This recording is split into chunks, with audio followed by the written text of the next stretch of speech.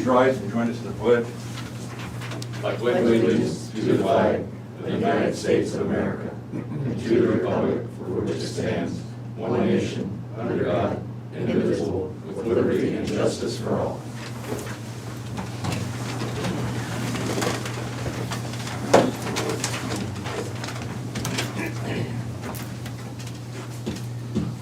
Burlington County Board of Supervisors, November 17th, 2020.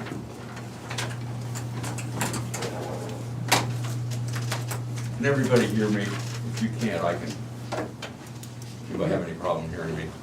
Okay. If anybody online can't hear me, give us a call or email. I will remove this mask long enough to talk. Okay. Do we have any changes to the tentative agenda? We have an agenda. The department heads, elected officials. Terry Johnson, Des Moines County Auditor. Good morning. Last Thursday, we finished our post-election audit. Right now, the recount board got 2 members. They're deciding on their 3rd member. And so as soon as I get information from them, we'll find out when we start the recount of all over 20,000 ballots. And we're just still trying to get stuff done from the election, cleaning stuff up and getting other projects done that need to be done for that. And then I also want to comment about, we need to put out an ad for a Veterans Affairs Director. I sent everybody a job description the other day for that, and so I just need everybody to review that. And then I also sent it to Bob Housewright so that he'd give it to his board to review that, so we can get that posted and find a replacement before the end of the year.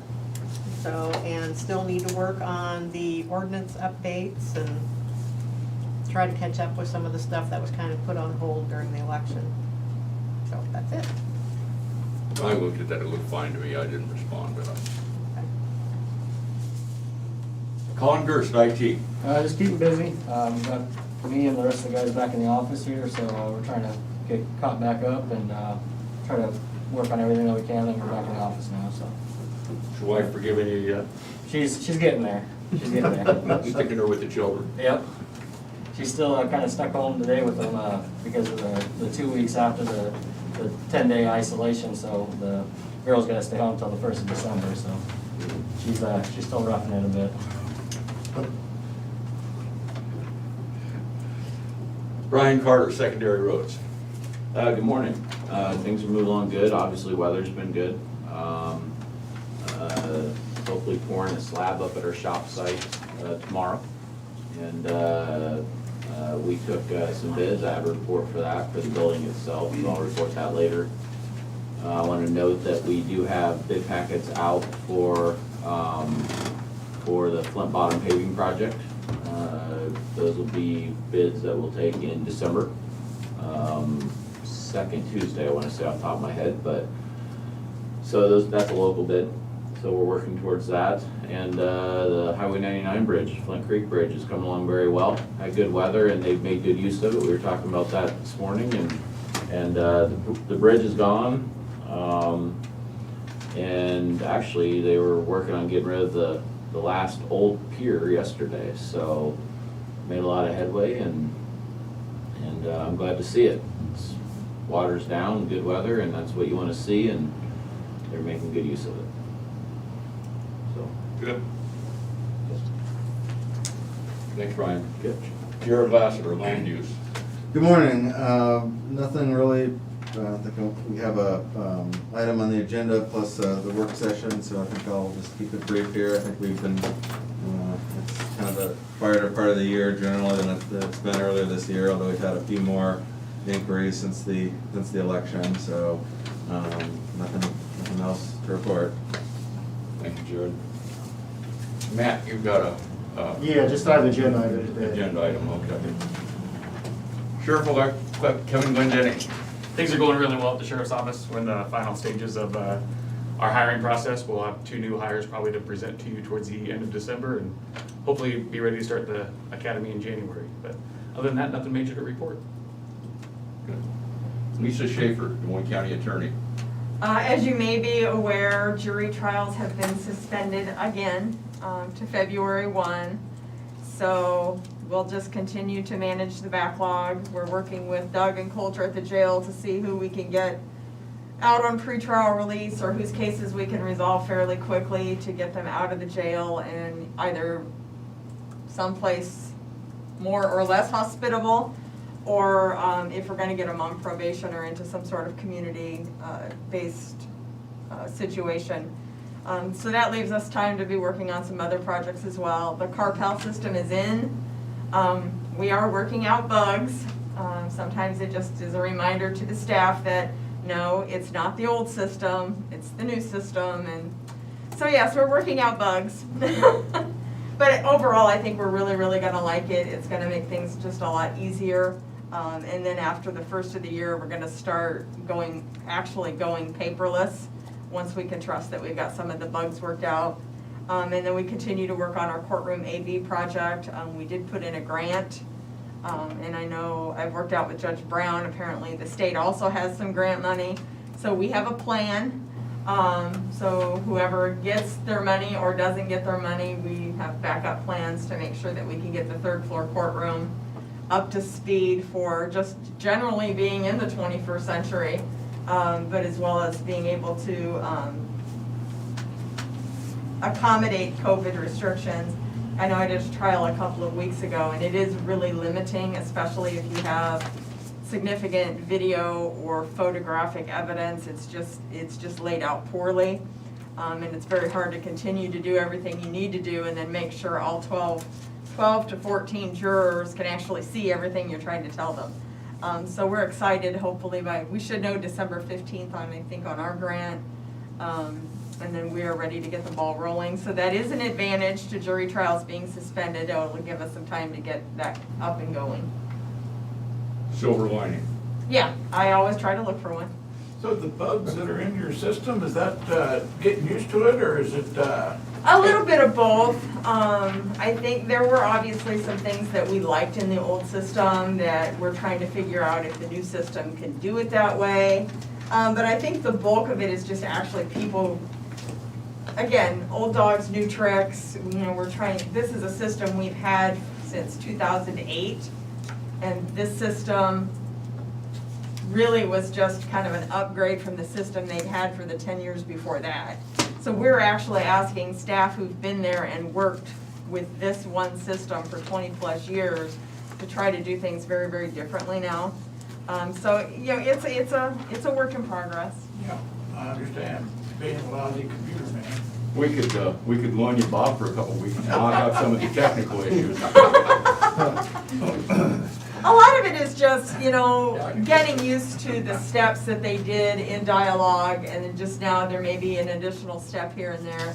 I think a lot of it is just truly getting used to it, which is why we didn't want to start using some of the features like getting the videos downloaded through CarPal from law enforcement.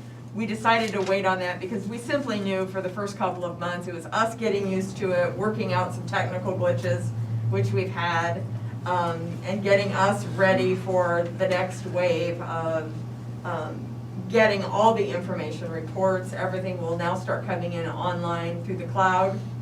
So we figured we'd go through step one, get through phase one without killing each other. There have been a few tense moments. A few tense moments when one person doesn't like the way the system works and then their counterpart loves the way it works, and then trying to get everybody to compromise that, okay, let's just do it this way. And then discovery is going, I think then the next phase will be convincing some of our more set in their ways defense attorneys. We just have the feeling we're gonna get some backlash from a couple people when we explain to them that they're gonna have to get all of their discovery online. Some of them have already said, it's great, I can't wait till you get it started. And then we have a couple of others who I'm not even sure know how to turn on their computers, let alone get their discovery that way. So we just know it's gonna be a work in progress, probably for the next 6 months or so.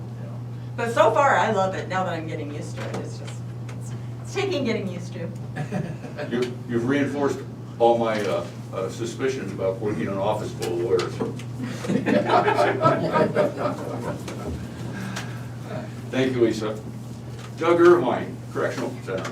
Good morning. Everything's going pretty good out there. We're extremely busy. Our population's back up to 94 this morning. So we are farming out quite a few, I think 17. I believe 6 are waiting to go to prison, with 4 waiting to go to the residential facility. That's been, actually, the state came up with a process that's working still. It just goes good for a while, and then the prison stop taking people, and so it's a fine balance there. But they are taking people at this time. It's gotten slower. Still testing everybody for COVID testing before we go to any other facility. And with the courts being on hold till February 1st, going to slow down the whole system even more. So we're working hard trying to find beds. The courts and the county attorney's office is working great with us on trying to do the same thing. They understand the problems there, but just the solutions are a little bit more difficult to make happen. We also been staying busy. We did have our state jail inspection. That was done virtually, which just meant he didn't come here in person and tour around the jail. We did video a lot of it for him, got him all the correct information, and that inspection came out just fine. Had all the documents and everything he needed, so we was busy on that. And the only other thing is agenda item that I'll explain when we come to that. Thank you, Doug. Yeah. Krista Poggemiller, Public Health. Good morning. We obviously continue to be very busy with contact tracing at our office. The current 14-day rolling percentage of activity is 21.6, which is actually down. So we are seeing that slow down just a little bit. Our current positive cases since the beginning is 2,383, with 1,270 that have recovered. Recently, just beginning of last week, the state announced that they were going to change their contact tracing due to the fact that we have so many cases throughout the state. It was, for all of us, local health as well as the state doing their contact tracing, impossible to keep up, because what we are finding is if we would call someone, they would have a number of outside of the home contacts, and it could be a very long list. So they switched to where they're only doing household contact tracing. A majority of their cases, they said over 70% of the infections were actually linked to household infections anyway. So that seemed to be a majority of the infectious or transmitting it to someone else. So we have also started to do the same to try to get cases caught up, because we were just getting so many cases every day. It was impossible. We just didn't have the resources. But we do encourage people, if you've tested positive for COVID and someone, reach out to the people that you've been close to and in close contact with. That's anyone within 6 feet for a duration of 15 minutes. And let them know that you're positive, and those people just need to take the appropriate measures, staying home for 14 days since their last contact with a positive person. Governor Reynolds obviously put out an enhanced public health measures yesterday, and those became effective at 12:01 last night. And again, trying to flatten that curve, even our region is having some challenges with having enough hospital beds and ICU type of beds. I think that continues to be a concern, and so they talked about now obviously a mask mandate for anyone who's going to be anywhere where they're within 6 feet of someone for a duration of 15 minutes, and they're limiting social gatherings for no more than 15 people indoors and 30 people outside. Recreational events for the youth, adult, sporting and recreational gatherings are prohibited except for high school, college, and professional sports. High school and sports and extracurricular sporting, only 2 spectators permitted for each high school athletic performer or person in competition must wear a mask and maintain 6 feet from other spectators. Students can be no closer than 6 feet and are required to wear masks. Bars and restaurants are closed in person services at 10 p.m. And then fitness groups, group activities are prohibited. Casinos and gaming facilities, masks required except when seated to eat or drink. closure or prolonged contact establishments, and they call those bowling alleys, pool halls, bingo halls, arcades, indoor playgrounds, children's play centers, closed in-person services at 10, and they must be masked whenever, masked when required when not seated, ensure groups are, and individuals are 6 feet apart. And then non-essential and elective surgeries, they're reducing those to, non-essential surgeries to a level that uses at least 50% fewer beds than it did in the average of September 2020, trying to provide more spaces to accommodate obviously the increased number of COVID cases. And other than that, I have an agenda item from the Board of Health.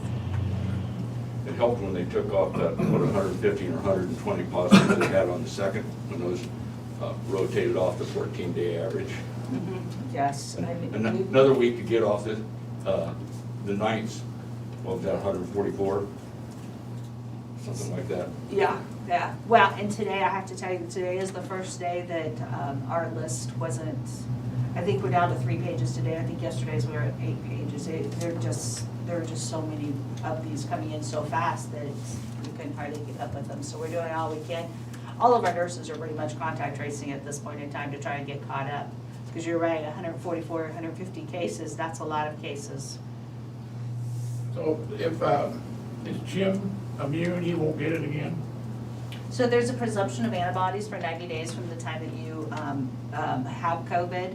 And so the recommendation is if you're exposed to a close contact, not wearing masks within 90 days from the day that you tested positive, it's presumed you have antibodies. However, if in that 90-day time frame you become sick again, become symptomatic, they want you to quarantine just like you hadn't had it.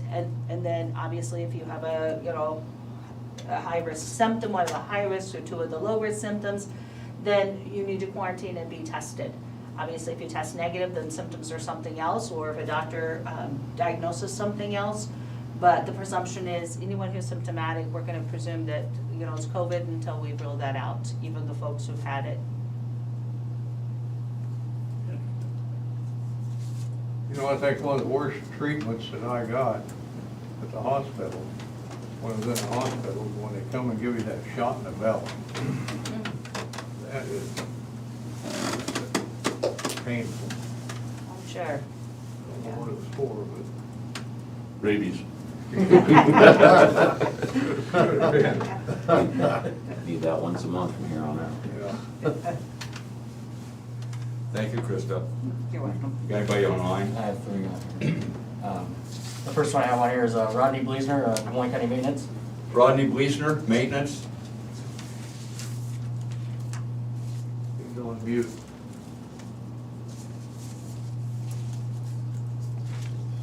You're on mute, Rodney.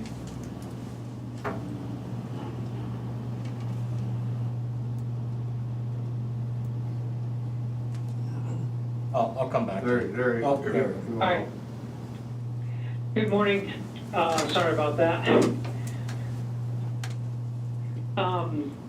We're just staying busy. Got a lot of stuff going on, trying to prepare for the winter months ahead, but I have nothing new to add at this time. Thank you.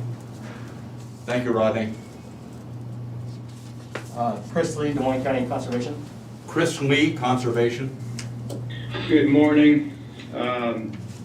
Not a whole lot to report today. We do still have a couple campers up here at Big Hollow, really sticking it out through the winter months. I guess it's really not that cold out, honestly. This is pretty good camping weather when you really get down to it. All of our parks are closed up except for Big Hollow. We are going to start slowly closing things up here today. Start picking up some of the tables, and we'll leave the water on to the sites, at least for a little while. If it looks like we're going to get a sustained freeze, that's when we'll shut that off, but the shower house has been off for a while. We still seem to be getting some activity up here, so we'll keep going with it, just kind of play it by ear. We have kind of transitioned our staff. We've got our nature center staff helping out with some field work. One, due to the nature center being closed, thanks to the coronavirus, but also we're a couple staff down, and so they're kind of filling in for that. River's coming up a little bit, and so the team's out right now pulling the docks up. We will leave the boat docks out I know we get a lot of requests from the duck hunters and late season boaters to leave those out as long as we can. And we will leave those out until it looks like we're gonna risk some ice on the river, at which point we'll get those pulled out. We don't wanna risk our staff trying to pull those out when there's ice out there. We've done that before, and that's not a fun thing, so. Otherwise, just kind of keeping things maintained and kind of like Rodney getting transitioned into winter mode and going from there. So that's it for today. Thanks, Chris. Janelle Nelly Longquist, Des Moines County Treasurer. Janelle Nally Longquist, Des Moines County Treasurer.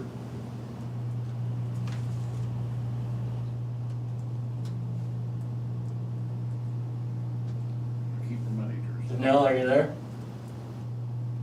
She took it off of you.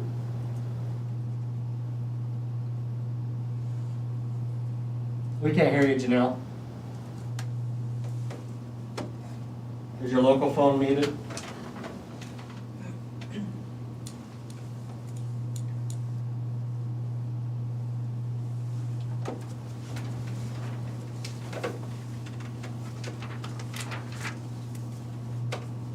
Well, I'm not sure what's going on with Janelle. Janelle, whenever you get that straightened around, feel free to barge in. That's everybody. That is everyone, sorry. COVID-19, I believe Chris has addressed that. Correspondence. I have none. I have none. I have none. Proceed to discussion and vote.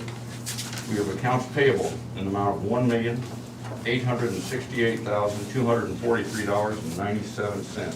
Move to approve. Second. Terry? Jim Carrey, Yes. Bob Beck, Yes. Tom Broker. Yes.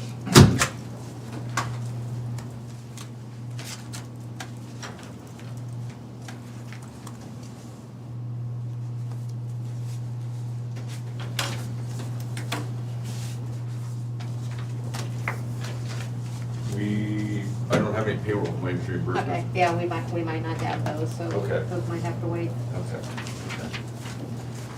Janelle says she has nothing to report.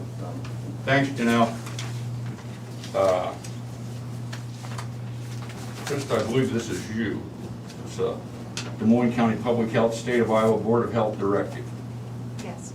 So a few weeks back, the Des Moines County Board of Health did a position statement on large gatherings, encouraging people to really consider not having large gatherings or large events, or advising the community not to attend those if they feel the social distancing and proper mitigation can't be done to protect their safety. Well, as the weeks have gone on and our numbers have gotten more, when the Board of Health met last week, they decided they wanted to put together a directive, a little stronger than a position statement. So would it be okay if I read this? Please do. So Des Moines County Board of Health, State of Iowa Board of Health Directive. Whereas the mission statement of Des Moines County Public Health is to protect and promote the health of all residents of Des Moines County. And whereas the novel coronavirus, SARS-CoV-2, also referred to as COVID-19, is a virus that is highly contagious and primarily spreads from person to person and can result in a serious illness, long-term negative health impacts and deaths. Whereas the number of COVID-19 positive cases in Des Moines County and the state is steadily increasing at a rapid rate, posing an immediate threat to public health of Des Moines County residents and visitors, potentially overwhelming the ability of the healthcare system to provide adequate care to those affected. And whereas there is currently no treatment that is curative for this virus, and there's evidence on how transmission occurs, and there's evidence on the effectiveness of public health measures to ensure that reduce the spread of the virus.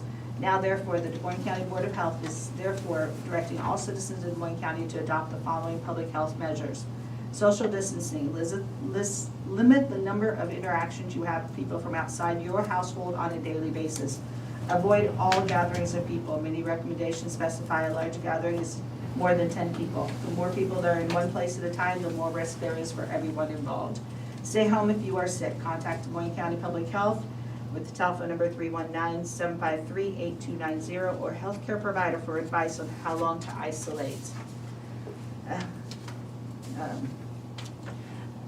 Let's see, hygiene. Wash your hands Use hand sanitizer, disinfect surfaces appropriately, face coverings, mask use, wear an appropriate face covering every time you leave your home and when you might be within 6 feet of someone from outside of your household. The purpose of face covering is to protect yourself and others. If you find yourself in a place where other people are not wearing face coverings appropriately, you are at great risk. You should consider leaving or avoiding that place altogether. Exceptions to face covering or mask wearing are children less than 2 years of age or individuals with a legitimate medical condition that would preclude them from wearing a face covering. However, it's anticipated the majority of people in our community can wear a face covering, and 100% usage in public is expected to get maximum benefits from this measure. These are fundamental principles of public health for decreasing the transmission of COVID-19 virus. During this pandemic, Des Moines County Public Health asks each citizen of Des Moines County to immediately comply with these directives to slow the transmission.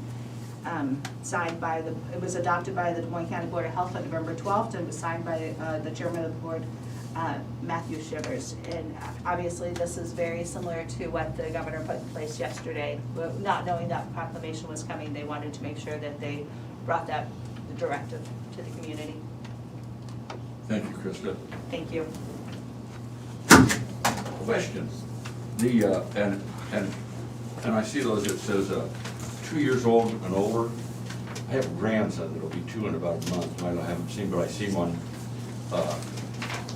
FaceTime or something like that. I'm not sure that you could put something on him and it would stay there. That's kind of aspirational at that age, isn't it? I think it's definitely with children, anytime you have to monitor kids at that age anyway, but I would be very careful. If you're taking the child out in public and making sure that you, when you do put a face covering on, that they monitor that very closely, because you could easily get that in them. And I think that's the reason they put out that guidance. That guidance comes from the CDC. But as a parent, I would definitely, if I was putting a face mask on a 2-year-old, I would definitely keep a very close eye. Thank you. Resolution for final plat of the Diane Gable subdivision. This, I'm guessing, would be you, Jared? Yep. As it's been lately, it seems like every other week it's an unusual, interesting name, and then the week after that it's ordinary in comparison. So this is no exception there. This one is simply the name of the person that owns the land right now. So we're out in Pleasant Grove Township off Danville Road. Diane and her husband own land on both sides of Danville Road, and they currently reside in a house on the east side. And the intention of this subdivision is to split up the land they own across the street so that each of their 2 children will have a lot on which to build their own house. So lot 1 of this subdivision would be for one of those houses, and then the other one would be built on what was left of the parcel it's being carved out of. So lot 1 is just under 12 acres.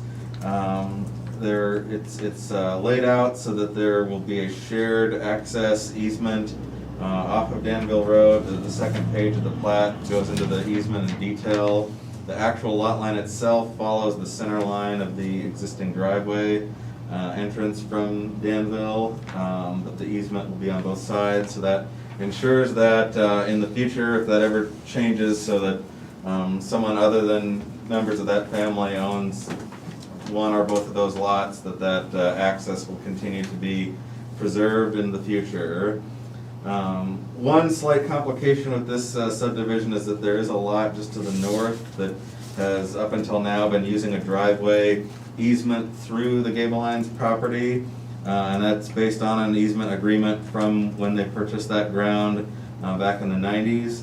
And the way it's written, it applies to, it doesn't specify the exact geographic location, rather it merely states that the owners of the property to the north have the right to use the driveway through the Gable Lines property.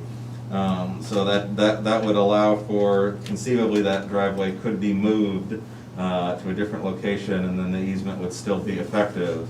So it's my understanding that they've both neighboring property owners and the Secondary Roads Department have been involved in plans to relocate that driveway so that the new house would be built in that area in the near future. But since it's still hasn't been completely finished yet. We've just to make sure that this is addressed in the approval of the subdivision, we've included a condition on the resolution that the owner and developer of Lot 1 shall not cause parcel A to be deprived of access to Danville Road, and shall either maintain the existing driveway access easement or relocate it to another part of Lot 1 or onto parcel A itself. So that just covers the different options available there and ensures that access will be preserved going forward.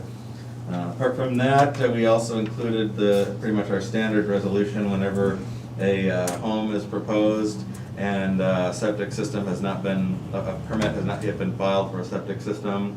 So that's our standard resolution there, that a permit will need to be filed for a septic system before the home is built, and then it needs to be installed before the home is occupied. That's all we received in terms of comments, other than secondary roads, that he'd be continue using that access for Lot 1, and then the remainder of the property to the west. So we would recommend approval of Gable Line subdivision with those two conditions. So moved. Thank you, Chuck. Second. Terry? Bob Beck, Yes. Jim Carrey. Yes. Tom Broker. Yes. We'll get these signed after the meeting, right, Jerry? We have an agreement with Prodigy Solutions, amended agreement. I think this is probably Doug.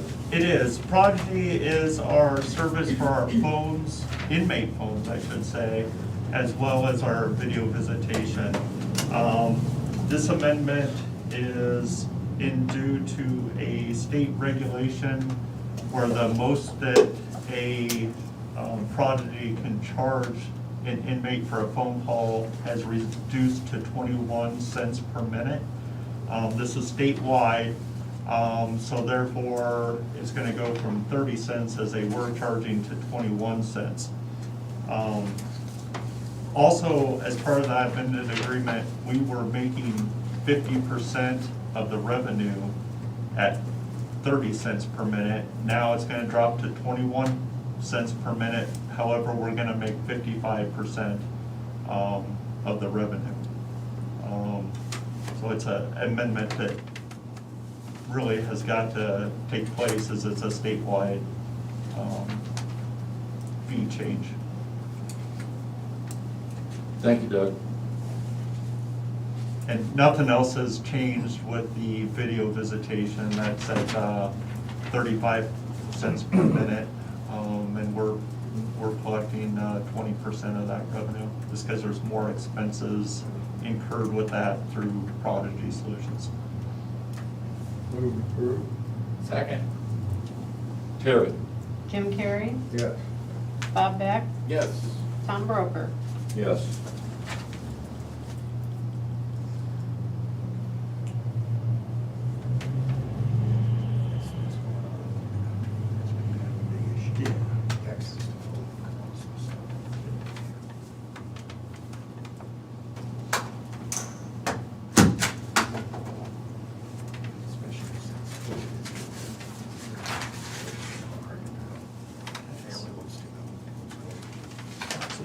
We have a Conservation Board reappointment. This letter is to express my interest in serving a full term on the Des Moines County Conservation Board starting January 2021. My time on the board filling out a term has been exciting, rewarding, and I hope useful to the citizens of this great county.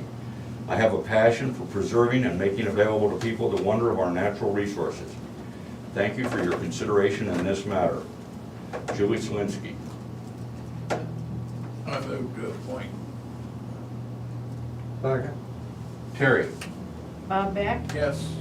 Jim Carrey. Yes. Tom Broker. Yes.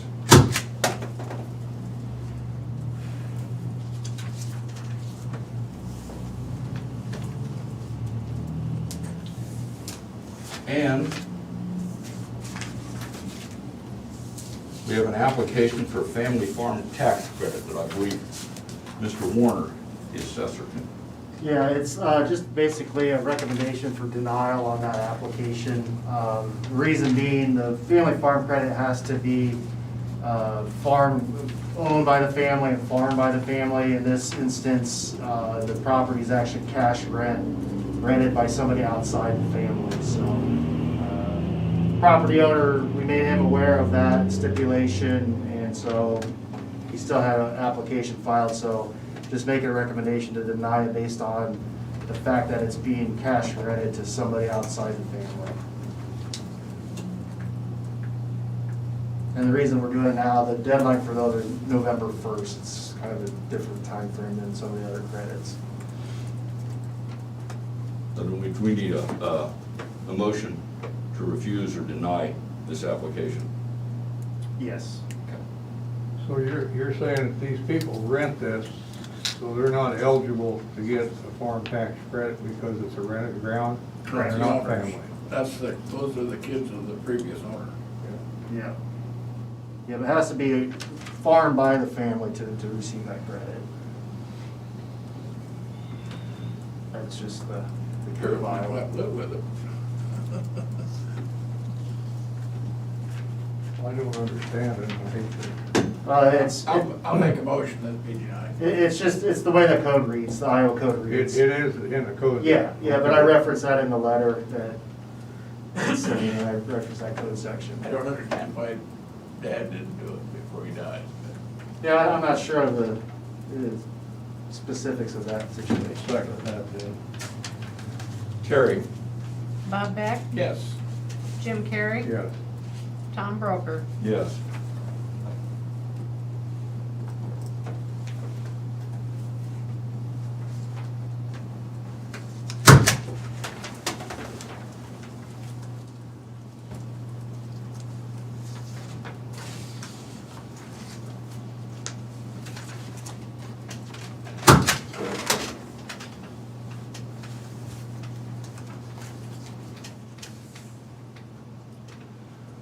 We have bid results for the Minneapolis Secondary Road District Shop.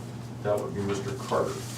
So as I mentioned earlier, yesterday we took bids for the shop site on Iowa City Road. We've been slowly working toward this for a long while. In fact, we bid this, a month and a half ago and didn't get any bids, so we had to extend the completion time frame. We had just been too tight on our time frame from what we were told, and that appears to be accurate because we did receive 3 bids. Spectra Build out of Wapello was the low bidder at $225,690. And then 2 other bids. Second bid was Myers Construction, $297,041. And I'm happy to run a copy of those numbers for media if they'd like to have that instead of trying to follow. Then S&G Construction was third at $298,255. So competitive bids. Happy with the numbers. I think it certainly fits the budget we had, and so we'll work on a contract with Spectra and move on. So, and just a reminder, the concrete work is what I was talking about too. That was a separate bid, and they're actually getting ready to finish that up hopefully this week for this project. So, Thank you, Brian. yep. Approved? We just approved the contract. I'm just reporting the bids. I don't have anything else. I just wanted to get it out there for public consumption, I guess, so. We have a recount request for the 2020 general election from the Rita Hart for Congress campaign. It's Dear Commissioner Johnson, please accept this letter and the attached recount request form as my request for a recount in the election for Iowa's 2nd Congressional District.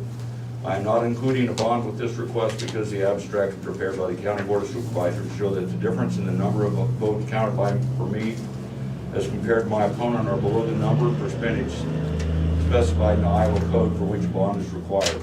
I intend for the recount to be conducted in full compliance with all code guidelines so that we can protect the health and safety of our friends, neighbors, and public servants. I will see that anyone who has been exposed to COVID within the past 14 days or showing signs of illness does not participate on my behalf, and I will direct my representatives to wear masks. I would respectfully ask that your office see that others take these same steps. Also, my campaign would be glad to discuss these matters or any other details relating to your account, your convenience. Does this need to be approved, or we just accept it? By motion. Okay. We need a motion to approve this. So moved. Second? Terry? Bob Beck, Yes. Jim Carrey, Yeah. Tom Broker. Yes. Now that, you don't know for sure if it's gonna be hand counted or through the machine? No, that's up to the recount board to decide if they want a hand count, machine count, or both.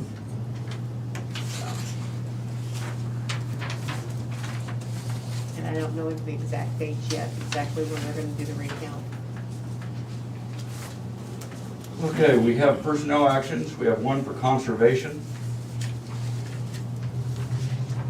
Tanner Gebhardt, a seasonal conservation tech, a new hire starting on or after November 23rd and ending before January 31st at $12 an hour. Second. Terry? Jim Carrey, Yes. Bob Beck, Yes. Tom Broker. Yes.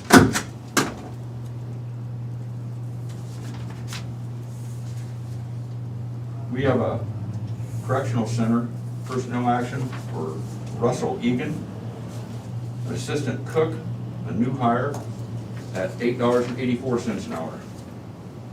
Move to approve. Second? Terry? Bob Beck, Yes. Jim Carrey, Yes. Tom Broker. Yes. Just a little further insight on that. We are putting him as a assistant until he completes school here in, he said over the Christmas break, he would have his credits, and we'd put him as a cook. That's what we're interested in hiring. Okay. Thank you, Doug. We have the clerk's report of fees collected for October 2020 and the recorder's report of fees collected for October 2020. Both of these reports will be on file and available for public review at the auditor's office.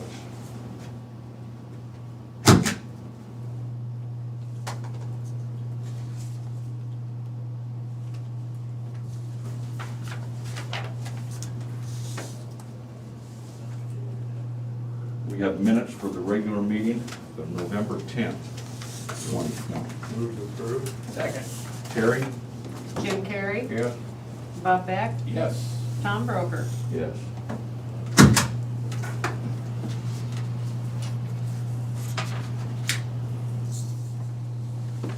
Any other business? Have none. Have none. Future agenda items? We've still got that magistrate nomination committee to contact, move on that before the end of the year. Committee reports. Have none. Had a meeting last night, Mississippi Valley Workforce. Region 9, the old Region 9, which has been up north, Clinton, West Kane, Scott County and them. And Region 16, which would have been our region down here, had MOUs with our providers, and that expires the 1st of December. And the state hasn't got their end of the bargain held up yet, so we voted last night to extend that until June the 30th to give the state time to get their stuff together. So that's all I've got. I attended a meeting of the Southeast Iowa Link Mental Health and Disability Services region, and we, regular meeting, we approved claims, and we also approved the annual report. That's all I had. Public input. If anybody from the public would like to address the board in light of the current lack of seating, You may email the Board of Supervisors at board@dmcounty.com. That's BOARD@dmcounty.com. Or call 319-753-8203, extension 4. That's 319-753-8203, extension 4. We'll give you 2 minutes to make that call or send an email. Anybody in the room have any public comment? Really? Let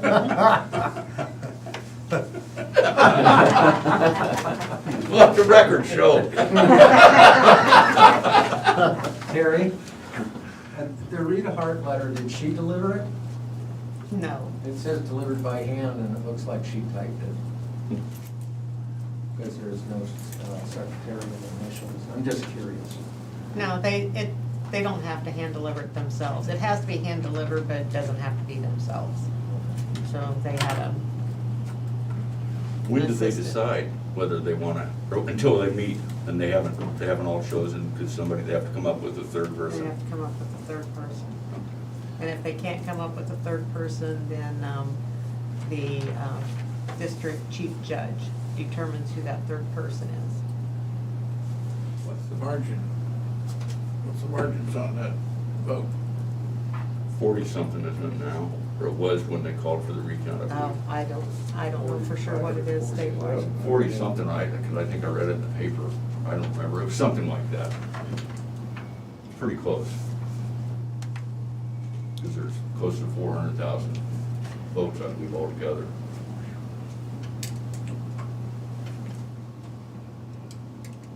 When do they have to meet? Do the count, then you guys would have to have a special meeting to accept the new canvas numbers.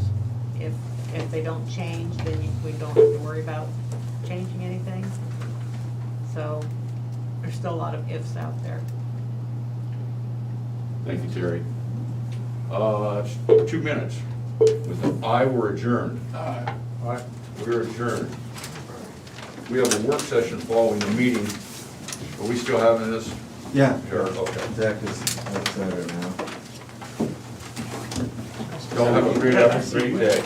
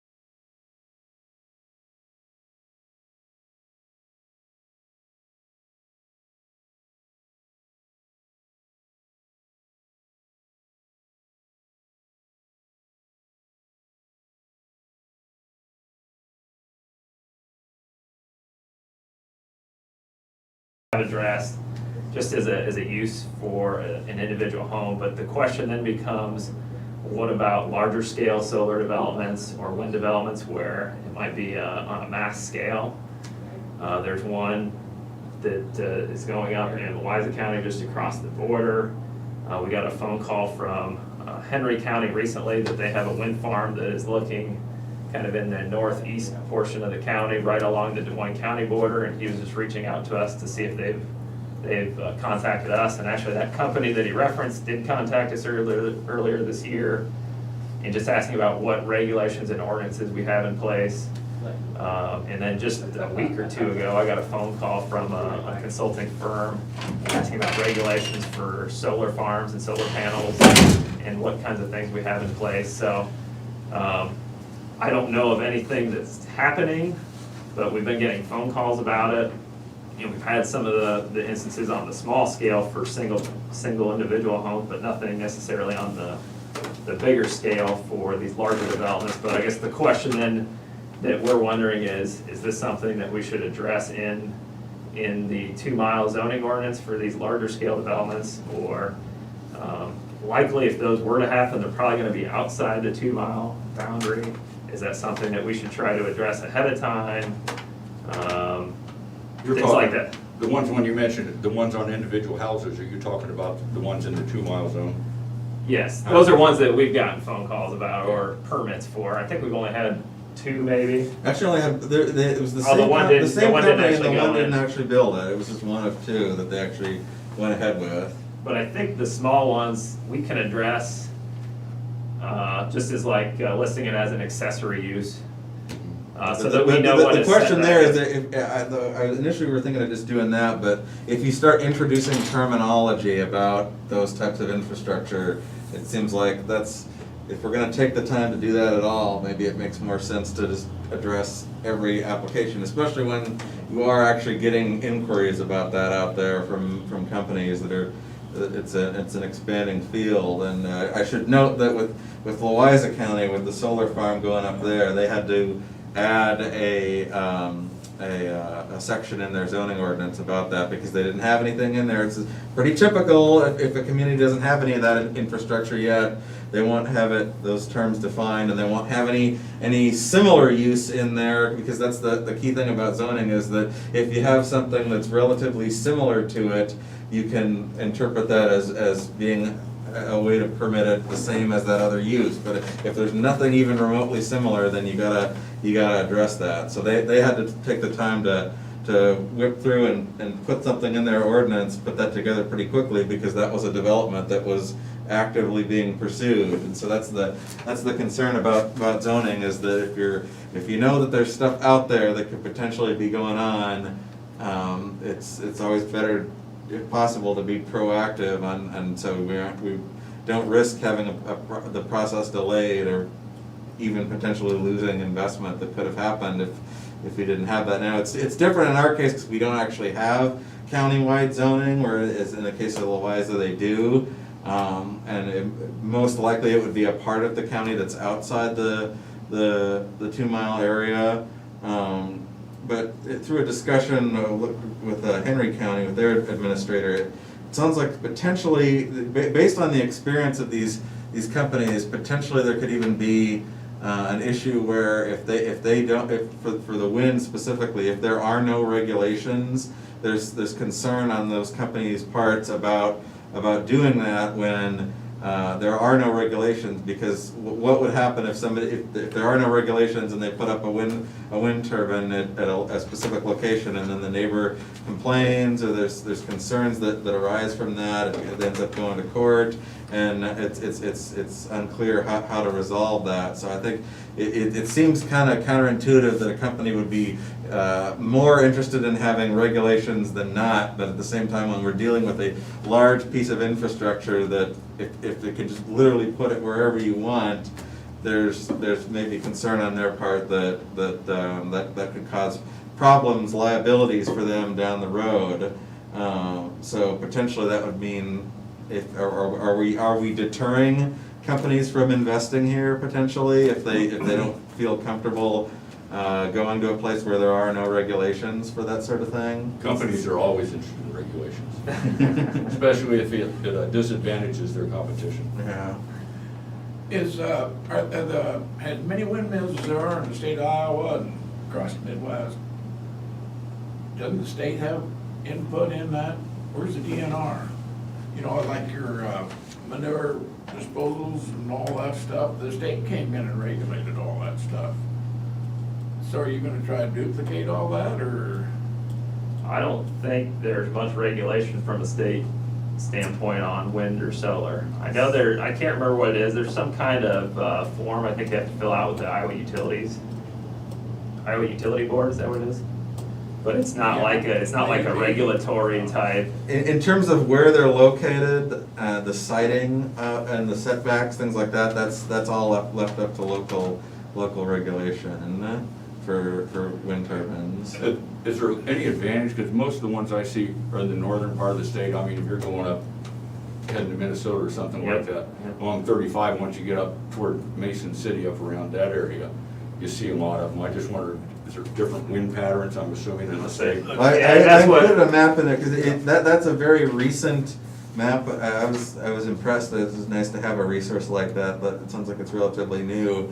But you can see, if you go on that website, because the back part you can see over in the northwest quadrant of the state is where a lot of them are located. But the darker red is areas where they're recently developed, and you can see it's starting to pop up in areas in the southeast quadrant, kind of over by Grinnell, a little bit down in Missouri above Kirksville, and then there's a little piece over in McDonough County, Illinois too. So there's definitely, it seems to be little pockets of areas of whatever conditions are applicable to those wind farms. I would assume relatively level terrain, rural areas. So I would think if somewhere like this McDonough County location is feasible, then conceivably the northwest part of Des Moines, northeast part of Henry definitely has some similar characteristics there,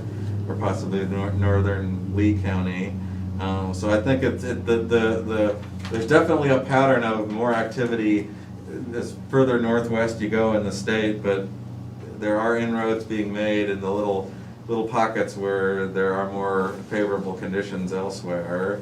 About 12 years ago, before my dad died, so I don't remember the exact amount of time or when that was, but it was 12, give or take, years ago. There was a company that came around and started the process of buying easements up in my neck of the woods from farmers for a wind farm.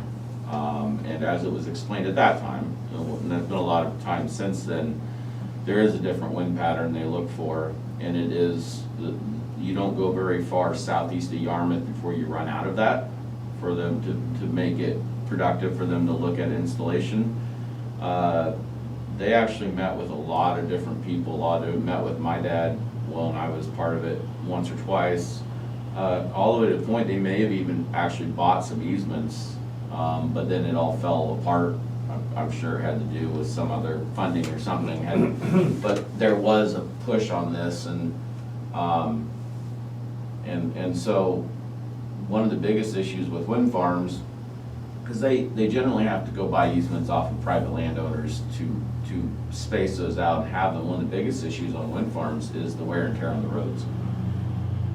I couldn't tell you how many emails in 17 years or however long it's been since it became a popular thing, where these things come in and start the process in the county, and the hundreds and thousands of dollars that they have to be willing to commit up front. The roads aren't built for their equipment, for the cranes that they're bringing in.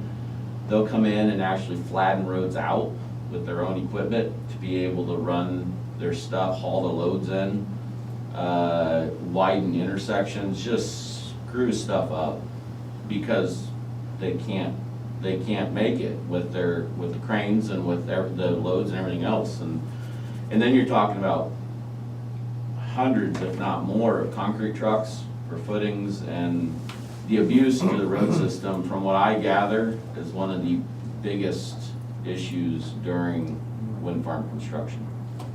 And I think there have been counties that were successful that did agreements and, you know, spelled certain things out up front, and there was costs and stipulations, and if you don't do this, then there's this cost, and I've never really pursued that research because it's never impacted so far Des Moines County, but I will tell you that it's a major factor when a wind farm comes along.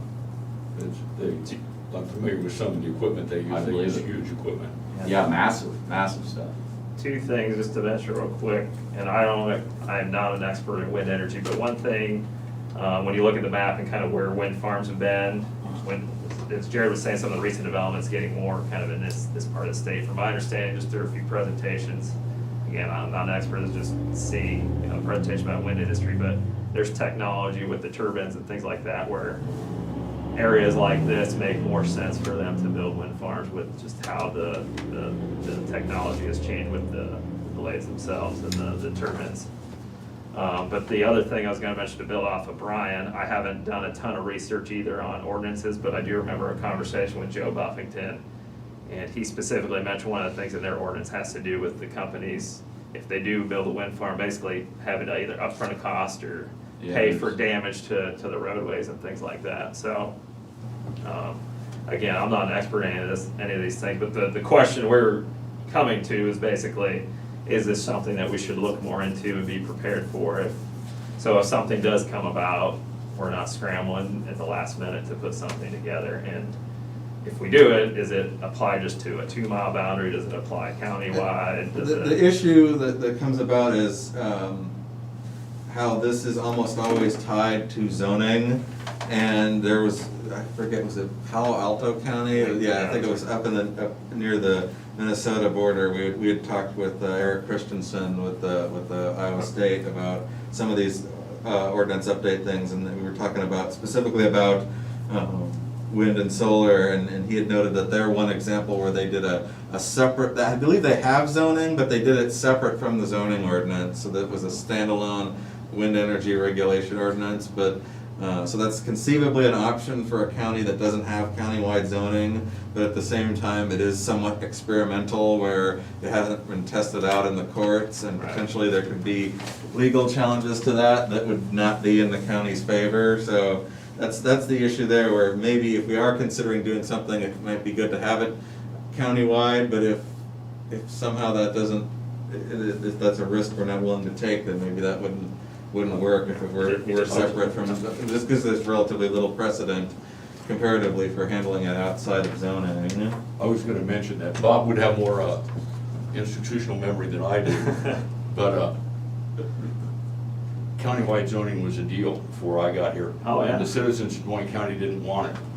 I'm not so sure that they've changed. If the specter of that would come up again, that they would be, if it was. And just something be you were clear, we're gonna not do, if you- proposing that or anything. If you did it outside of that, rather than trying to, you're gonna look at a camel, what's the old saying, camel under the tents, camel's nose under the tent, something like that, once you start zoning one thing.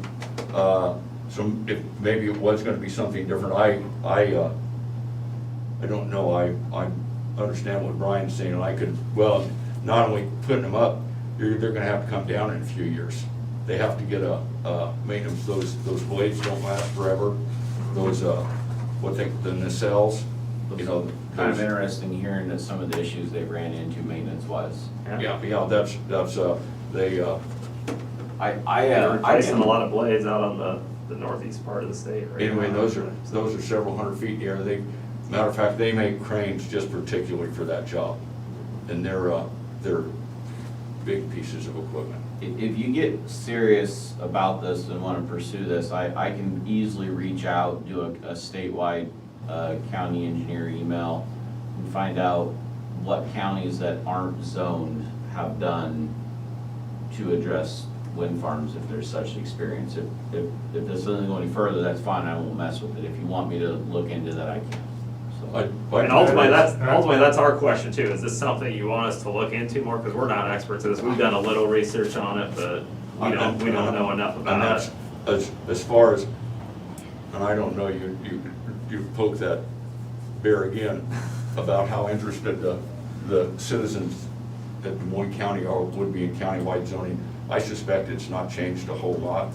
Well, I don't think we're proposing to do But no, countywide zoning. I'm just saying, giving it. but if this was gonna, if you were gonna want something for, wind farms or something that would be outside of Right. any regular zoning, and I have no idea I see what you're how, saying. how Yeah, that's yeah. working. Right, right. Maybe that, but it just to say, well, we're gonna start zoning for this. Well, then somebody's gonna ask, are you gonna start zoning for that? Right. If- And it gets back to that Palo Alto example, because I haven't looked at it close enough, but like Jared mentioned, it was outside of their zoning ordinance, so it's, I don't know how they made the intent, but it's not a zoning-based ordinance, it's specific just to wind If farms. Brian could but- check on that, but that'd yeah. be They great. have a reason to work and to not press this subject too, because you have to remember, they have to have different types of moving permits for being able to come in and out of the county, because of the weights and everything you're talking about. So there is, while it's not what I would call strong, there is position there for the county to create issues if a company just decides they're gonna blaze their own path. I mean, they have, we do, I'm sure, hundreds of moving permits every year for minor stuff, for quarries, moving crushing equipment from, stuff like that. So when you're talking about every single site and stuff like that, there are some, and then you get into utility permits, because let's face it, they're gonna put this in, they gotta have a line that they can transmit, main transmission line. Most of those are going underground, but they go in the right of way. We do utility permits almost every day for utility companies. So there's regulatory stuff out there that it's probably in their best interest to not, if things are reasonable, to not tick off the county, because, I mean, all you do is one phone call and you'll have the Blue Boys sitting there, and those tickets get real expensive real quick. So, I mean, there's reason for both sides to work together. Yeah, and I remember reading, and it's been a while, that there are, maybe it's before they learned to go better how to regulate, there's some of those that have been walked away from. Well, And they they're walked just- away from, They're just standing there, because it costs more to take them down than it's worth. So Well, there's they, like a the tower or company that something, owns yeah. it just walks away from it. Well, that, like, the only similar piece of infrastructure that our ordinance, zoning ordinance currently addresses is telecommunications towers, and I know that's something that's in there already, is the decommissioning, and make sure that if they're abandoned, that there is a procedure in place so that they don't just become a blight, they just sit there unmaintained, could potentially just fall over at any time. So that's another advantage of having some sort of out clause regulation there, that if we do have this installed in our county, it needs to be followed through on, even if it does cease to be operational someday. It would need a bond. Right. Yeah. And one other thing, in terms of zoning versus not, I think one of the key issues that probably came up in the Palo Alto example is that zoning is typically seen along the lines of where you can locate something. I'm coming in with a development proposal, I could build it here but not here. Whereas one of the main issues about, I guess it would apply to telecommunications too, but the big thing with wind infrastructure is proximity to homes or other buildings. So the risk inherent in having a very tall piece of infrastructure like that, what's the risk that creates if you're in close proximity, but both in terms of what would happen if it were somehow to fall over, but just in terms of the aesthetic impact of the blades and the traffic potentially generated by that. So I think the one thing to consider there is if it is regulated somehow outside the context of zoning, that the thing is not to say where you can and cannot build within a general area, but if you are going to build, how far does it have to be from a house, from the road, things like that, just to ensure that it's done right, it's done safely, that it doesn't intrude negatively to the property owners in that area. I agree that would all be part of it. I guess like I said, this probably won't be very deep, but I wouldn't mind if Brian can reach out and find out any other counties that have, so we would have something to discuss or not to discuss, something concrete, because I think we need something like that where that would help. And if you could check on that Palo Alto.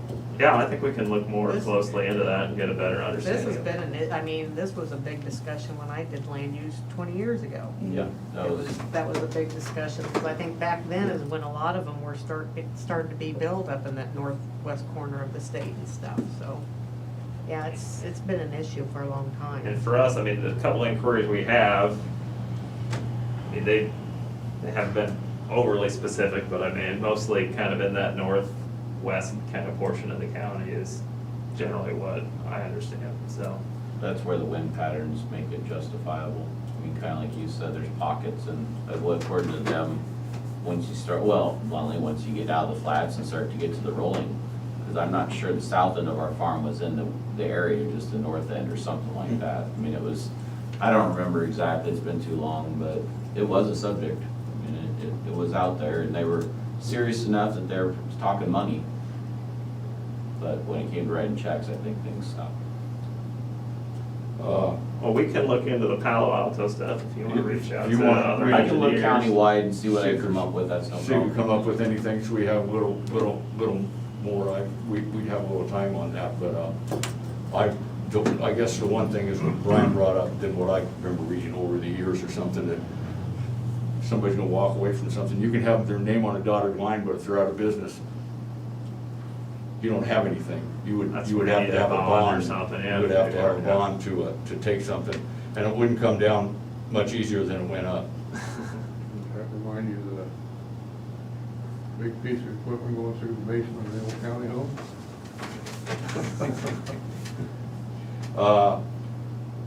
So if you guys ain't got any questions, I'd move ahead to the changes you were talking about to the, I guess I just had one question, Oh, 'cause go ahead. we didn't talk much about solar at all, Okay. and I don't know if that's something else that we should look into at all, just, we did have the development in Eliza County, and I don't know of, I guess I haven't seen as much or heard much about what impacts it might have on county infrastructure, things like that, so I don't know, but is that something maybe we should at least look into anymore, and just see if there Might are not hurt concerns to like that? Bring us something, so we've got it's always better to have an idea what you're talking about.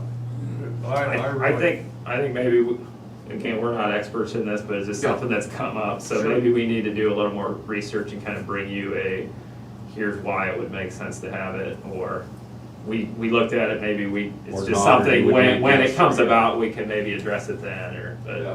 I would say that solar is going to be something in Des Moines County before a wind farm ever will. it might be.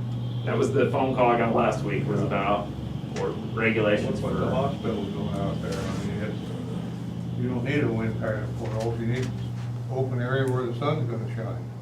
SCC, we're talking about doing it at our office, Yeah. so. And the wind blows when the clouds are covered, cloud covers out. Yeah. I see a lot of maintenance issues with the windmill side of things. There's so many turning parts. You see so many of the small ones that go up and they never, then they're gone, or the poles stand there and the blades are gone, and they've ran into issues with the big ones, with the blades. They're shocked at how fast they're wearing out. There's a whole section of business now that's just maintenance, where they're trying to patch fiberglass or whatever you wanna call it, and then when they're junk, They're indestructible. yeah, when they're junk and you give up on them, from what I gather, they're impossible to really get rid of. I'm guessing somewhere there's a big stockpile of junk blades. Well, they've Yeah. discussed it at the landfill, whether or not they're gonna try to accept them or not. They're hard to get rid of. Yeah, that's So, I 30 mean, there's, meters of virtually fiberglass. indestructible. Yeah. New yard. Have you heard anything though on a roadway impact or anything about people with, so I don't even know what all counties have them, but have you heard anything about solar side? well, I mean, It's a much different, because they're It's a not much bringing in big different cranes or anything, they're mostly ground mounted I and. mean, if you go up and look at that operation in Eliza County, it's an interesting, I mean, it's a big operation, but it is completely different. I would talk to the Eliza County engineer. I know that they had an issue because of a posted bridge. Uh-huh. So they worked out some stipulations there, and I think they end up having, I wanna say they made them pay for some rock and stuff because of the wear and tear, and that of course is right on the edge of Wapello, so that isn't what you would call a 2-mile area. Right. I assume, I don't know if that was because of land availability or if that's because of easy access to the infrastructure they need to carry the voltage or whatever they're doing. I don't know. But I can ask about the wind stuff, and then if we keep going on solar, I can at least talk to Louisa County and see what they've experienced. But again, theirs is right on the edge of town. It is on a county gravel road, but it's right on the edge of town, so it won't Which be side like- of town? Immediately on the south side, just, you can see it from Highway 61, look to the east as you're coming into town, and you'll see what I'd call the western edge of the solar farm. What you're seeing is only a piece of it. Okay. It's large. It's big. I've been up there, yeah. Yep. Or if you're going north, there's an old truss bridge on a gravel road that you see just as you're going kind of around a curve, just as you're getting to Wapello. If you take that gravel road and go north, it brings you into the south side of Wapello. Used to be a meat processing plant. Right in that area, Yeah, yes. that's right there, If yeah. you take that gravel road, you'll basically split. You'll see their working area, you'll see they have farm on both sides, so. I got buses and stuff in there, they must be hauling Yeah. workers in from It's somewhere. It's a site, so. Thanks, Brian. Yeah, it'd be interesting to have a little more information on some of that. Okay. I mean, that's really all we were asking. Yeah, Is it yeah, something yeah. we should research more and bring you more Yeah. information back, That'd or be is great. it something we should just forget It's something about? we had thought about when getting started on this, but knowing that it's out there, but when you're actually getting calls and actually aware of prospects that are being considered out there, that really makes it more real in your mind in terms of don't want to waste an opportunity to at least look into what options might be for that while we're in the process of doing this. But at the same time, we are trying to get through some more basic updates to the ordinance. This does involve some more, there's other examples to model after out there, but it is a substantive change to address those when they haven't been before. So our other topic we wanted to address comes from the subdivision ordinance, in terms of, it would be an existing practice. Do we want to change that in certain ways going forward? And that is the fence regulations, which was added into the ordinance as an amendment in, I believe, '05. So that was something that came about because, as I understand it, there were concerns from township trustees about what happens when you have a subdivision where residential borders an existing farm operation.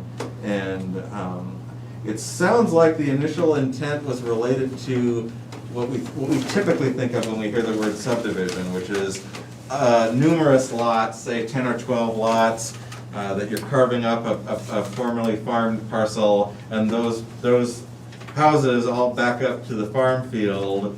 The concern being that if you don't require them to put in a fence right away, the subdivider in that instance, what happens when they've sold all 10 of those lots, they're out of the picture. Now you have 10 homes but no fence, and the neighbor is complaining there's issues with livestock, or the people's pets get out. And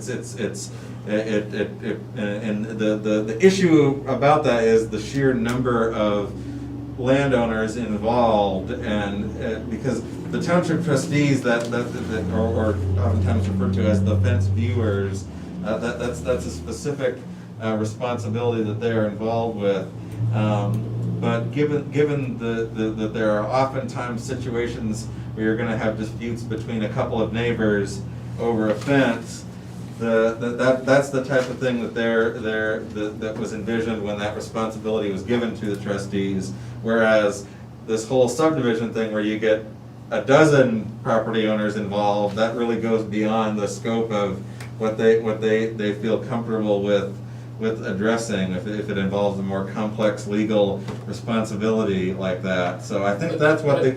Well, to make it simple, when you have an 80, and then the guy comes in and divides it, puts your 10 lots in, and as you stand on your ground and look at the fence, the one on the right is yours. Right, the right-hand rule. So you have 10 people all the way along here. Mine, yours, Yeah, 10 people. and it's terrible. Right. So he says the reason the guy brought it in to start with was let the subdivider, he's the one selling those lots, he's gonna make all the Right. money. Let them build the damn fence and be done with it. Right, And, and I believe that is a good practice to continue going forward, that it specifically puts the burden of that on the subdivider when they're being developed, so that we don't run into that issue in the future. It's taken care of as part of the subdivision process. The challenge there is that if that's being enforced to apply to minor subdivisions as well, or it potentially, based on how we have enforced that, generally, if it's gonna involve more than a couple of homes, then it would not constitute a minor subdivision. It would be a larger subdivision where that would obviously apply. But if it's a simple situation where even like there was one recently where it's an existing house that's being split off from the farm ground, what was historically a farmstead, then in situations like that, you're greatly reducing the number of parties that are involved in that dispute, and it's oftentimes it'll involve existing disputes that have gone forward between 2 or 3 property owners. In that case, the way our ordinance is worded, it makes it sound like if you don't get a signature from somebody, the adjoining property owner, that they'll either not require a fence or they'll allow a different type of fence than what our minimum standard is, then the way we have to enforce that is that you gotta put the fence up before we'll approve the subdivision. Well, this one recently, there was a backlog of months before they could get somebody in to build the fence. And the only way we were able to move forward with that is because the neighbor was willing to sign the fence waiver, which technically says we're not gonna require a fence, but they are requiring one. It's just based on a separate agreement that's outside the subdivision process. That's just because of the fact that it's gonna take so long. We don't wanna make them have to wait on the subdivision, because in that case, the person had already sold their house, they were ready to move in, it was all in progress. So in those minor subdivisions, I see this being more of a hindrance than a help because if you're only dealing with a couple of landowners, that really does seem consistent with the typical duties of the trustees in handling those fence disputes. Whereas if it's 8 or 10, maybe even 4 or 5 lots, that's multiple parties involved, a more fundamental change in the character of the use around there if you're having a bunch of high density area of homes, whereas just cutting off an existing farmhouse or putting in one new house, that just involves a small number of people, and it seems like that's much less complicated of a legal issue in terms of responsibility of that fence issue. So I think that's the one issue we're addressing, and the other topic is what the minimum standard is, because right now it is assumed that if we require a fence to be built, if no one signs the waiver, then it has to be a type 47 fence according to the Iowa DOT standard specifications, which we've looked into this. I can't find any other county that has it that way, where type 47 is the standard. And it sounds like initially, I went back and looked at the minutes when this was initially being discussed, and it sounded like initially there was some specific standards that were written into how the fence would be designed, but they decided that they wanted to actually point to a specific standard somewhere as opposed to having our own measurements and materials listed, and so that's why they decided upon that.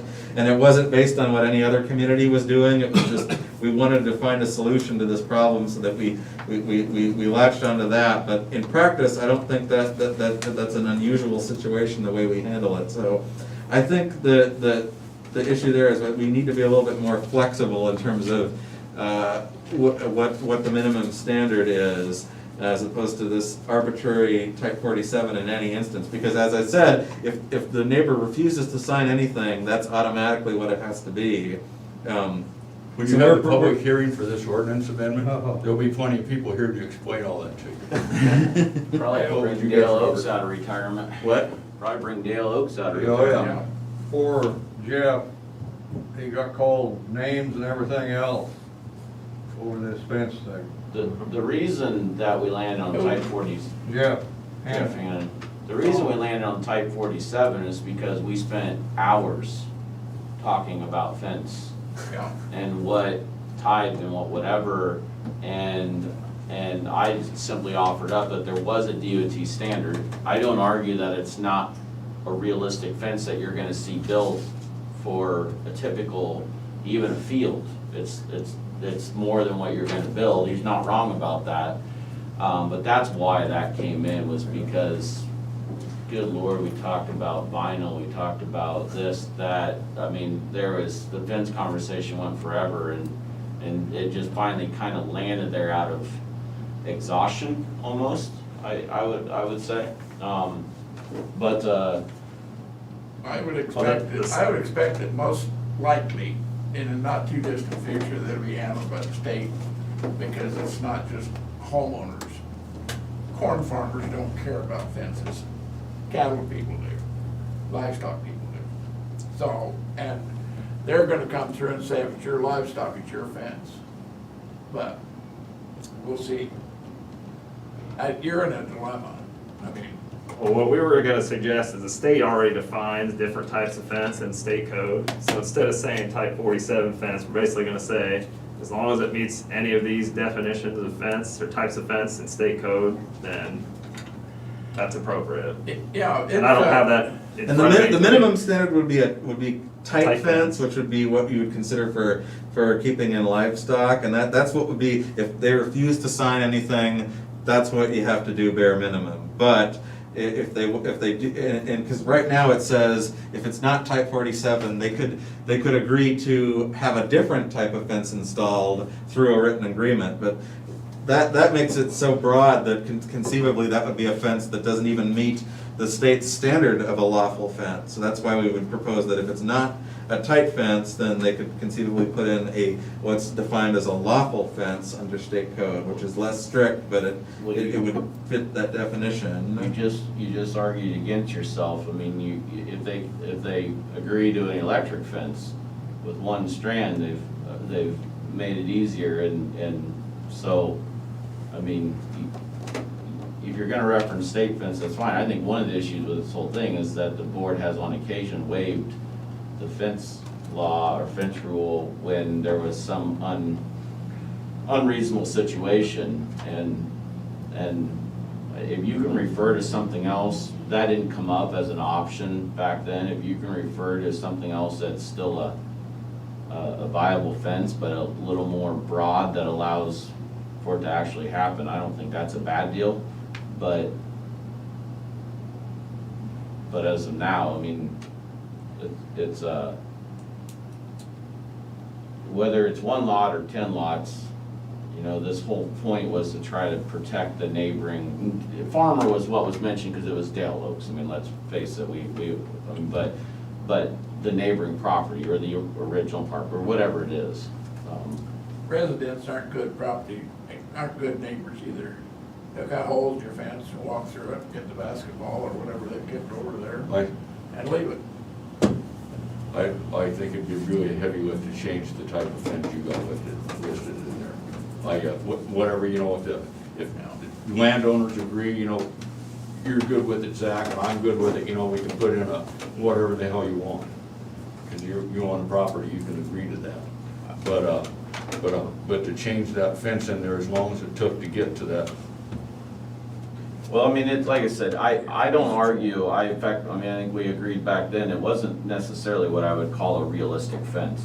I mean, there's very few DOT standards that are based on the reality of everyday living. They're based more on a construction project and the standards that a contractor knows what they have to build. I mean, I'd be curious to see the state language, I guess, for a fence. I mean, in the end, you still want to protect the landowners for a fence.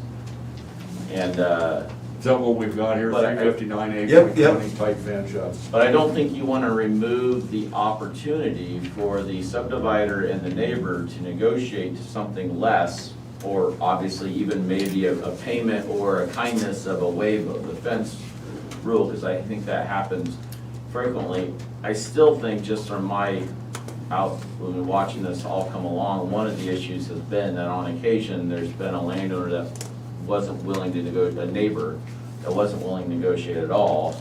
And I believe we ran into a situation or two where there was a ravine or something that literally made it impossible, more or less, to install a fence, and that it's been waived. And once you start that kind of flexibility, it's difficult to be consistent. Another issue we run into is, I can't think of that guy's name here, it's just over off of 99.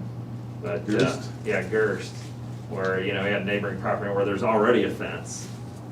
So, I guess the way we interpret that is, well, is it, if they're not willing to sign the waiver, it has to meet the current spec that we have, the DOT fence, but I mean, to me, it's like, if there's already a fence there, I didn't go inspect it, but it was almost like the neighboring property owner was using the fence waiver as leverage just to get a new fence put in. One reason that this And definitely it's needs like, to is be. that really, Anytime you got something like that, somebody wants to take advantage of somebody that they don't like, or just because. Exactly, and they'll so- do it. It's like Dale, if you're gonna build something next to him, he's gonna want that fence.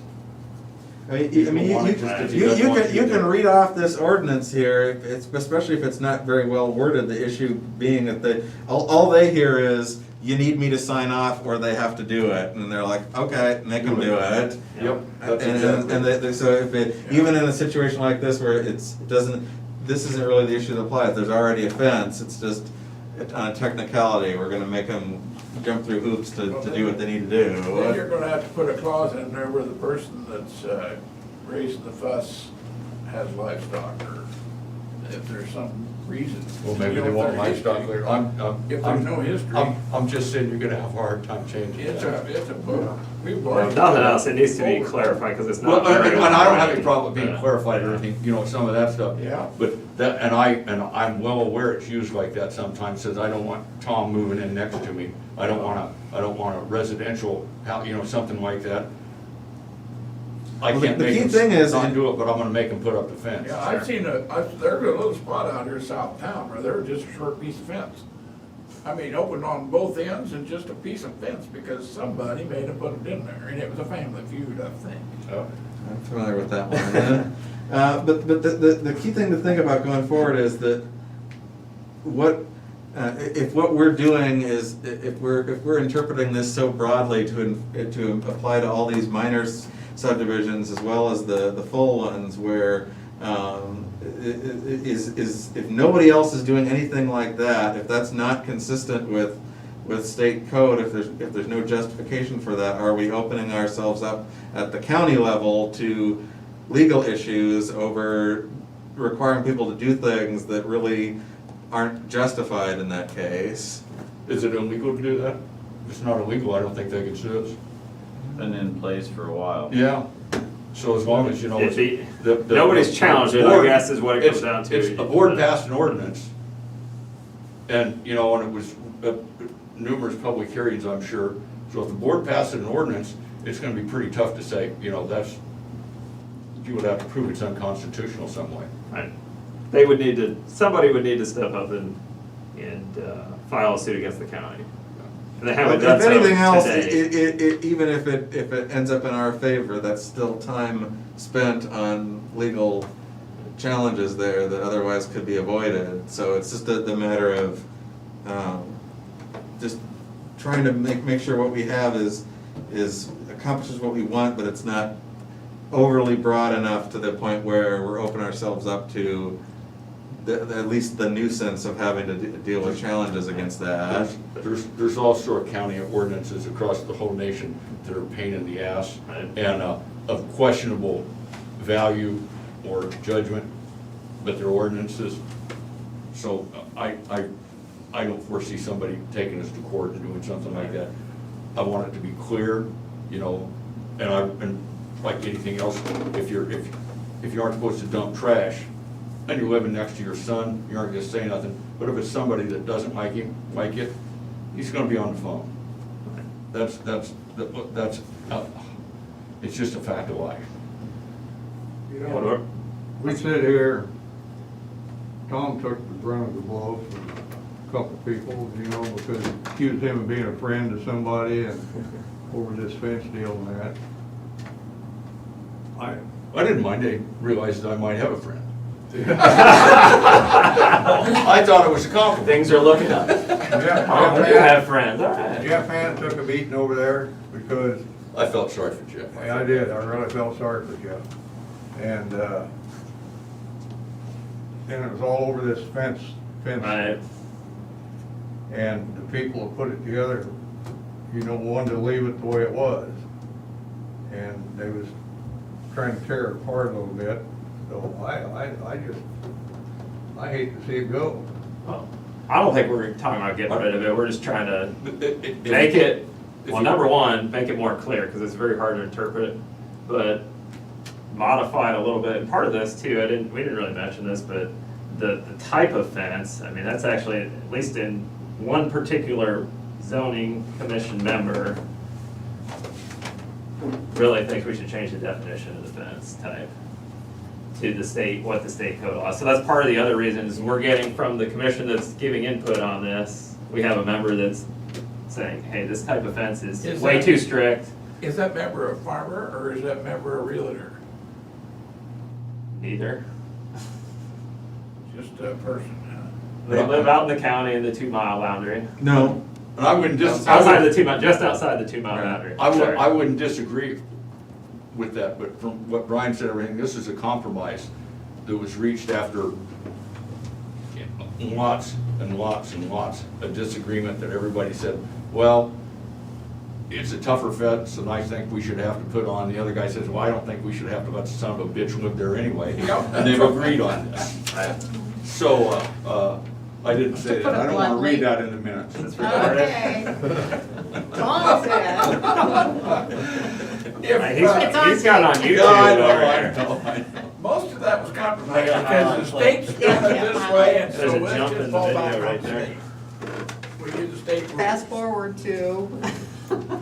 I don't, I mean, I don't think it's the end of the world to look at the definition and what the fence type is. I think it'd be a mistake to try to get rid of this. I think there was a lot of Yeah, and I don't think discussion we're on trying to this get rid of it. backwards. But I think if you're gonna try that, honestly, I still go back to Dale Oaks and I almost say one would owe it to him to say, hey Dale, we're trying to clarify this. What do you think if we were to see, and get us an input, because he came down here. To his credit, he's one of the few that's ever done it. That's a good idea. To his credit. Well, I mean, would you wanna sit through this and I know it's exciting TV, but he came down here every Tuesday for a long while. Oh, no. Long time. I don't know that that's where it's going, but I understand what they're saying. I said it at the time. That fence is not a real life fence. It's like some other DOT specs. It's a fence that they came up with and we just needed something to get past that hump at the time. I don't know what the language is, but yeah. Whatever the board wants to do, I don't think it's a bad conversation, but I wouldn't commit to it till you see what other people think. I don't think that's a bad idea, because Dale would be one of them louder. Sure. That, and see what he thought. And the reason we're talking about it now is because we don't want to come to you with the ordinance with a bunch of changes and then all these people start showing up. I think we're trying to address stuff ahead of time anyway too, where we that. understand where you guys are comfortable with, so that we don't bring something that's gonna bring a bunch of people into this room and all riled up and. These two guys was on the board when you made that fence thing, because I wasn't on the board yet. I wasn't on the board. I don't think Tom was on the board yet. Yeah, I just wanted to finish. Bob was. Like the old Dale would sit out there with his face get beat red. Tell us how worthless we were, and I didn't expect that out of you. Of course, we've heard the same thing on Pleasant Grove Road too. He got too worked up, but it was interesting. Asphalt, no asphalt. Yeah. He's gonna have a heart attack. Then we started arguing with us, and we were agreeing with him. He was still arguing. So, you know what we were up against. I said, Dale, we agree with you. Well, We was mad because it was Red, gonna happen anyway. It never came back. And, so then he wanted to just get rid of it because it wasn't doing what he wanted. Yeah. Forgot he never came back yet. Okay, guys, we need to wrap this up. So I guess the direction we're getting is talk to Dale. Dale Oaks. If you want Can you to, send me that information? I mean, I think we could, I can try to reach out to Dale. I don't know exactly when it'll happen, but I can try to reach out to Dale and just pick his brain a little bit. I think at the That's probably at the better very than you least, if guys. we keep the 47 standards, we at least make it clear that, I think there's even language in there about infrastructure in general, that we could bond for that ahead of time so that it's required to be complied with, but it's not something that's gonna hold up the subdivision process. I think that's important, that the responsibility is outlined, but it's not gonna hamstring everything when especially for the minor subdivisions.